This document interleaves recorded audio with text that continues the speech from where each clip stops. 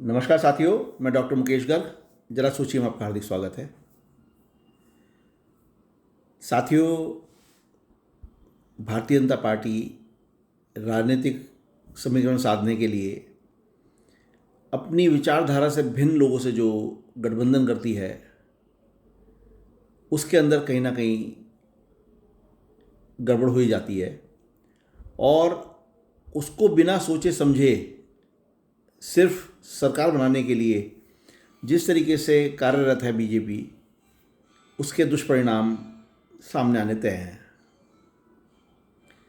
मैं बात कर रहा हूँ महाराष्ट्र की, जहाँ पर पिछले चुनाव में जहाँ भारतीय जनता पार्टी को अभूतपूर्व जीत मिली, वहीं उसके सहयोगी अजीत पवार, जिसको वो अपने साथ शिंदे सरकार में डिप्टी चीफ मिनिस्टर बनाकर ले आए थे, उसको उन्होंने एक बैंक घोटाले के अंदर जो एक्यूज थे अजीत पवार, उसको ख़त्म किया गया, माफ़ किया गया और उसके बाद उसको वहाँ लाया गया। ये चीज़ें शो करती हैं कि राजनीति के लिए सरकार किसी भी हद तक जा सकती है।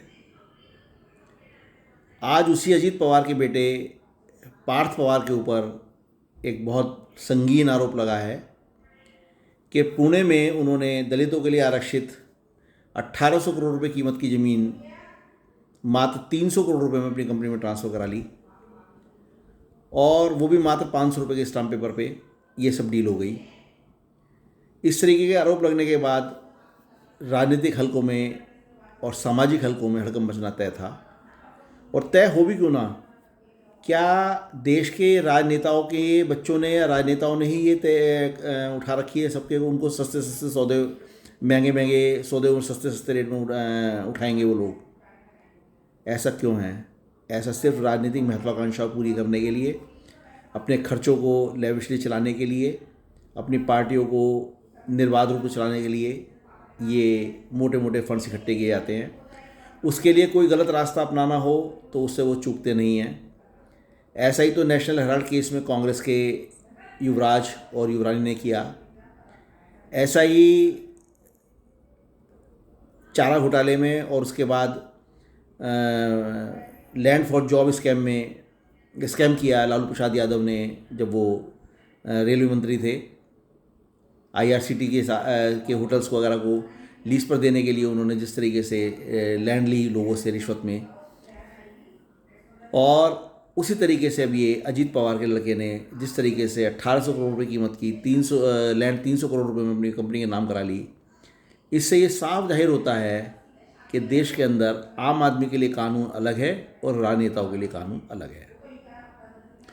भारतीय जनता पार्टी को एक बार पुनर्विचार करना होगा।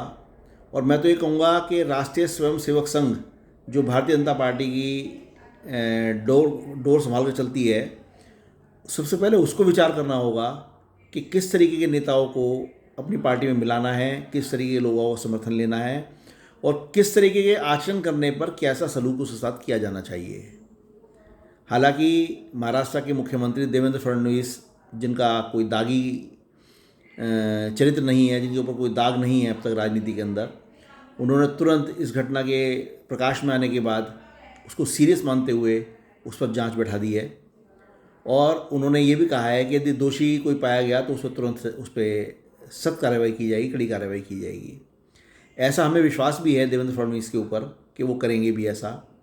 लेकिन क्या सरकार को, भाजपा सरकार को, भाजपा के प्रधानमंत्री को, भाजपा के गृह मंत्री को, भाजपा के अध्यक्ष को और आरएसएस के प्रमुख को ये नहीं सोचना चाहिए कि जिस तरीके से सिर्फ सरकारें बनाने के लिए अपने बेमेल विचार के लोगों को वो अपने साथ मिला रहे हैं, उनके परिणाम क्या होंगे? जरा सोचिए।